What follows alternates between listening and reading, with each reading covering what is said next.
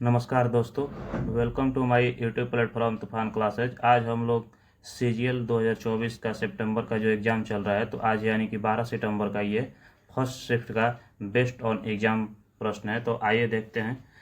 जो पहला प्रश्न है वो है कि किस अनुच्छेद के तहत ग्राम पंचायत का गठन किया गया। तो इसका सही आंसर अनुच्छेद 40 हो जाएगा। एक्स्ट्रा फैक्ट की अगर बात करें तो अनुच्छेद 48 में आपका है कि राज्य कृषि और पशुपालन को आधुनिक और वैज्ञानिक तरीके से संगठित करने का प्रयास करेगा। नेक्स्ट देखते हैं।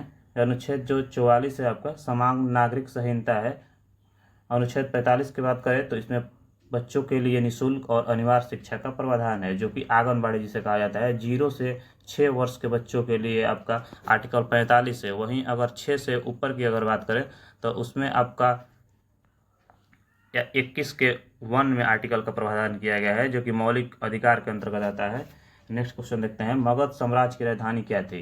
तो इसका सही आंसर हो जाएगा राजगृह थी, जो हमारे मगध साम्राज्य था, जो कि बिहार में पड़ता है। इसके जो राजधानी थी वो आपका राजगीर हो जाएगा। अगर एक्स्ट्रा फैक्ट की बात करें तो अंग जनपद जो था उसका राजधानी चंपा था। कौशल का श्रावस्ती था। मलवा का पावा था। नेक्स्ट क्वेश्चन देखते हैं दोस्त। यदि आपके एग्जाम में इससे 1-2 प्रश्न भी लड़ जाते हैं तो बहुत ही बड़ी बात है, क्योंकि 1-2 प्रश्न से भी लोग बाहर हो जाते हैं। तो आप इसको गौर से देखिए। नेक्स्ट देखते हैं। प्रधानमंत्री जन धन योजना के तहत सबसे ज़्यादा खाता खोले जाने वाला राज्य में प्रथम कौन है। तो इसका जो सही आंसर हो जाएगा दोस्त वो उत्तर प्रदेश होगा, क्योंकि उत्तर प्रदेश ने अभी तक सबसे ज़्यादा जनधन खाते खोले हैं। एक्स्ट्रा फैक्ट की बात करें तो मेघालय में प्रधानमंत्री जन धन योजना को लागू करने में 100% सफलता हासिल करने वाला राज्य बन गया है मेघालय।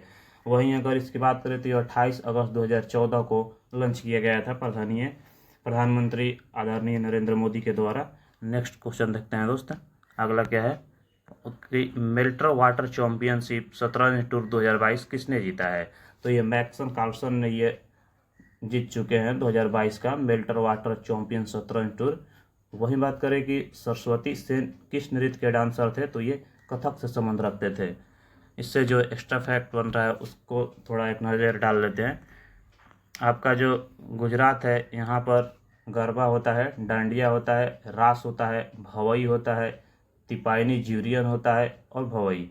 मेघालय की बात करें तो इसमें लाहो होता है, बाला होता है, का सादा सुख, माइनसिम होता है और नेगोक्रोम होता है। यह सबसे महत्वपूर्ण होता है नोंगोक्रेम जो होता है, बार बार एग्जाम में पूछता है। अगर असम की बात करें तो इसमें आपका बिहू होता है, बिछुआ होता है, नट पूजा होता है और महारास होता है। मणिपुर की बात करें तो थांगटा होता है, लाई हारबा होता है, पुंग चुलेमा होता है। थांगटा एग्जाम में कई बार पूछ चुका है और लाई हारबा। नेक्स्ट देखते हैं हमको दोस्त। वायुमंडल का सबसे ठंडी परत कौन सी है। तो ये मेसोस्फीयर जो है वायुमंडल की सबसे ठंडी परत है। तो इसमें आपका जो होता है पहले क्षोभ मंडल, फिर आपका सप्ताप मंडल होता है, फिर आपका मध्यमंडल होता है, फिर आपका आयन मंडल होता है। इसे आप तस्मई के से भी याद कर सकते हैं। टी ये आपका एक ट्रिक हो जाएगा। नेक्स्ट देखते हैं दोस्त कि आत्माराम पांडुरंग जो थे ने किस समाज की स्थापना की थी। तो इसका सही आंसर जो हो जाएगा दोस्त वो हो जाएगा आपका प्रार्थना समाज की उन्होंने स्थापना की थी 1867 में। एक्स्ट्रा फैक्ट की बात करें तो ब्रह्म समाज की स्थापना जो थे राजा राम मोहन ने किया था। पूना सार्वजनिक सभा की स्थापना महादेव गोविंद रनाड़े ने किया था। नेक्स्ट क्वेश्चन देखते हैं दोस्त। जिम कॉर्बेट नेशनल पार्क जो है कहाँ है। तो जिम कॉर्बेट जो नेशनल पार्क है वो आपको उत्तराखंड में देखने को मिलता है।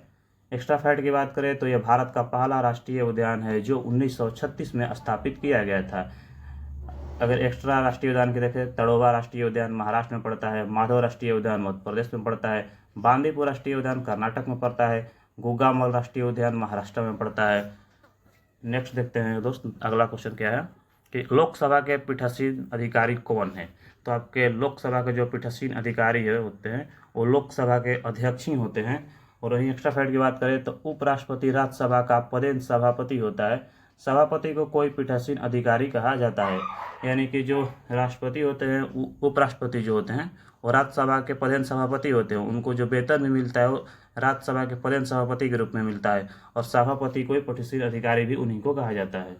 तो नेक्स्ट क्वेश्चन देखते हैं कि आपका अगला क्वेश्चन क्या है। अकबरनामा के लेखक कौन हैं? तो अकबरनामा के लेखक आपके अबुल फजल हो जाएंगे, अबुल फजल जो हैं। और हुमायूंनामा के लेखक गुलबदन बेगम, शाहजहानामा के लेखक इनायत खां, अकबरनामा के लेखक खुद अकबर इसको लिखे थे। नेक्स्ट क्वेश्चन देखते हैं दोस्त। यहाँ से क्वेश्चन आपको रहता है एग्जाम में, एसएससी एग्जाम में, बार बार एग्जाम में ये पूछा जाता है प्रश्न। नेक्स्ट देखते हैं, विश्व खेल 2022 का आयोजन कहाँ किया गया था? तो ये बर्मिंघम में किया गया था, जो कि इंग्लैंड में पड़ता है। अगला क्वेश्चन देखते हैं, वर्तमान में मौलिक कर्तव्यों की संख्या कितनी है? तो आपके वर्तमान में मौलिक कर्तव्यों की जो संख्या हो जाता है दोस्त, वो 11 हो जाता है। मौलिक कर्तव्यों को अगर विवरण की बात करें तो एक नज़र इस पर डालते हैं कि 11 मौलिक कर्तव्य कौन कौन होते हैं, क्योंकि एसएससी एग्जाम में आपसे 4 प्रश्न दे देता है, ABCDEF ऐसे करके 1 2 3, इसमें से कौन सा मौलिक अधिकार नहीं है, ये आपके इसमें से 11 में से 4 को दे देगा, उसमें से आपको निकालना रहता है। तो आइए एक नज़र डालते हैं। पहला है, भारतीय संविधान का पालन करें और राष्ट्रीय ध्वज और राष्ट्रगान के साथ साथ संविधान के आदर्शों और संस्थानों का सम्मान करें। दूसरा जो आपका मौलिक कर्तव्य होता है वो होता है, स्वतंत्रता के लिए राष्ट्रीय संघर्ष को प्रेरित करने वाले महान आदर्शों का पालन करें। तीसरा जो होता है, भारत की संप्रभुता, एकता और अखंडता को बनाए रखें और उसकी रक्षा करें। चौथा जो होता है, देश की रक्षा करें और आवश्यकता पड़ने पर राष्ट्रीय सेवा भी प्रदान करें। पांचवा जो आपका होता है वो, धार्मिक, भाषाई और क्षेत्रीय या अनुभागीय विविधताओं से परे भारत के सभी नागरिकों के बीच सद्भाव और समान बंधुता की भावना को बढ़ावा देना और महिलाओं की गरिमा के लिए अपमानजनक प्रथाओं को त्याग देना।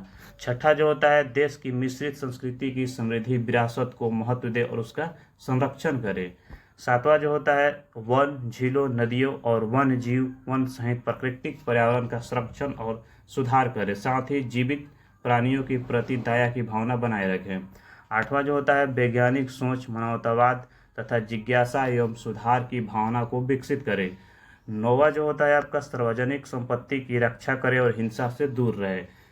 10 जो होता है आपका मौलिक अधिकार, वो होता है यानी कि फंडामेंटल ड्यूटीज, कि व्यक्तिगत और सामूहिक गतिविधियों के सभी क्षेत्रों में उत्कृष्टता की दिशा में प्रयास करे ताकि राष्ट्र लगातार प्रयास और उपलब्धि के उच्च स्तर तक पहुंच सके। 11 जो होता है दोस्त, ये लास्ट है आपका, कि 6 से 14 वर्ष की आयु के बच्चों या प्रतिलाभ को शिक्षा का अवसर प्रदान करे, जिसे 86वां संविधान संशोधन द्वारा 2002 में जोड़ा गया था। लेकिन जो आपका 10 मौलिक कर्तव्य है वो शुरुआत में ही, जब ये आपका मौलिक कर्तव्य लागू हुआ था उस समय ही 42वां संविधान संशोधन 1976 के माध्यम से 10 मौलिक कर्तव्य जोड़े गए थे, और 11वां मौलिक कर्तव्य आपका 86वां संविधान संशोधन 2002 के माध्यम से जोड़ा गया था। तो इसे आप कैसे भी करके एक बार याद कर लीजिए, क्योंकि एसएससी में आपको ये बार बार देखने को मिलता है। तो नेक्स्ट देखते हैं कि ऑन द ओरिजिन पुस्तक के लेखक कौन है? तो इसका सही आंसर जो हो जाएगा वो दोस्तों चार्ल्स डार्विन हो जाएगा। वहीं अगर एक्स्ट्रा फैक्ट की हम बात करें तो भ्रूण का वह चरण जिसमें सभी अंगों की पहचान की जाती है क्या कहलाता है? तो ये आपका गर्भ कहलाता है। गर्भ में जन्म से पहले भ्रूण के विकसित रूप को गर्भ कहते हैं। आपसे डायरेक्ट एग्जाम में दे देगा कि जन्म से पहले भ्रूण के विकसित रूप को क्या कहते हैं, तो उसे गर्भ कहते हैं। नेक्स्ट क्वेश्चन देखते हैं कि इंदिरा गांधी वृद्धावस्था पेंशन योजना 60 से 79 के उम्र में जो दे राशि है वो कितनी है? तो ये आपका 600 रुपया है। इसकी शुरुआत जो हुआ था दोस्त वो 15 अगस्त 1995 को हुआ था। नेक्स्ट क्वेश्चन देखते हैं। अगला क्वेश्चन जो आपका है कि जीएसटी टैक्स स्लैब कितने प्रकार के हैं? तो जीएसटी टैक्स स्लैब 5 टाइप के होते हैं। एक होता है आपका 0%, एक होता है 5% और 12, 18 और 28। इस 4 स्लैब में बांटा गया है आय के आधार पर। उसके अनुसार लोगों को आय लगता है कि किनको 0 नहीं देना है, किनको 5% देना है, किनको 12, किनको 18, किनको 28 देना है। तो ये आपसे एग्जाम में ऐसे दे देता है, चारों का नाम उसमें से एक हटा देगा, 28 की जगह आपको डाल सकता है, या तो 38 डाल देगा, 17 कर देगा 18 की जगह, ऐसे आपसे पूछ सकता है। तो नेक्स्ट देखते हैं दोस्त कि प्रधानमंत्री रोजगार योजना की शुरुआत कब हुआ था? तो इसका शुरुआत 1993 में हुआ था। एसएससी के द्वारा ये कितनी बार प्रश्न पूछा जा चुका है। वहीं अगर हम बात करें कि संगम वंश की राजधानी कहाँ है, तो दोस्त संगम वंश जो था वो विजयनगर हड़प्पा की बात कर रहा है। तो संगम वंश की राजधानी जो था वो विजयनगर यानी कि हम्पी था। संगम वंश के संस्थापक थे हरिहर एवं बुक्का, जो 2 भाई थे। अपने पिता के नाम पर इन्होंने संगम वंश का नाम रखा था संगम वंश। और ये 4 वंश संगम वंश में थे। एक था संगम राजवंश, विजयनगर साम्राज्य में यानी कि 4 वंश, एक संगम राजवंश, एक सुल्लू वंश, एक तुल्लो वंश और एक आरबीडू राजवंश था। दोस्त ये विजयनगर साम्राज्य पर शासन करने वाला पहला राजवंश था। जो ये आपका हरिहर एंड बुक्का जो थे संगम से संबंधित थे। ये विजयनगर साम्राज्य पर शासन करने वाले पहले थे। इस साम्राज्य के संस्थापक हरिहर प्रथम और बुक्का थे। इस वंश के ने उन्हें 1334 ईस्वी से 1485 ईस्वी तक शासन किया। नेक्स्ट क्वेश्चन देखते हैं दोस्त कि क्लोरीन का परमाणु संख्या कितना होता है। आपको 20 तक कम से कम परमाणु संख्या और द्रव्यमान याद होना चाहिए। तो क्लोरीन का आपका परमाणु संख्या 17 होता है। आर्टिकल 14 एल्युमिनियम का जो होता है 14 होता है, कैल्शियम का 20 होता है, फास्फोरस का 15 होता है और Hg जिसे हम पारा कहते हैं इसका 80 होता है और आर्गन का आपका 18 होता है। ये जो महत्वपूर्ण है। नेक्स्ट क्वेश्चन देखते हैं दोस्त, पारदीपीय भारत की सबसे ऊंची चोटी कौन है। तो दोस्त पारदीपीय भारत की सबसे जो ऊंची चोटी है वो आपका अनाईमुड्डी हो जाएगी। एक्स्ट्रा फाइट की बात करें तो यह चोटी केरल के इडुक्की जिले में है और इसकी ऊंचाई 26,095 मीटर है। यह पश्चिमी घाट और दक्षिणी भारत की सबसे ऊंची चोटी है। अनाईमुडी हाथी के माथे जैसी दिखती है। केरल राज्य का गौरव माना जाने वाला यह पर्वत है। जो आपका अनाईमुडी है वो केरल का गौरव माना जाता है। नीलगिरी के दक्षिण में अनाईमिली की पहाड़ी है, यानी कि अन्नामलाई की जो पहाड़ी है वो नीलगिरी के दक्षिण में है। दोस्तों आपको वीडियो कैसा लगा ये कमेंट के माध्यम से अपनी प्रतिक्रिया जरूर दीजिए। यदि आपको अच्छा लग रहा है तो आप लाइक ज़रूर कीजिए और अपने दोस्तों को शेयर कीजिए और चैनल को सब्सक्राइब करना ना भूलिए। जय हिंद।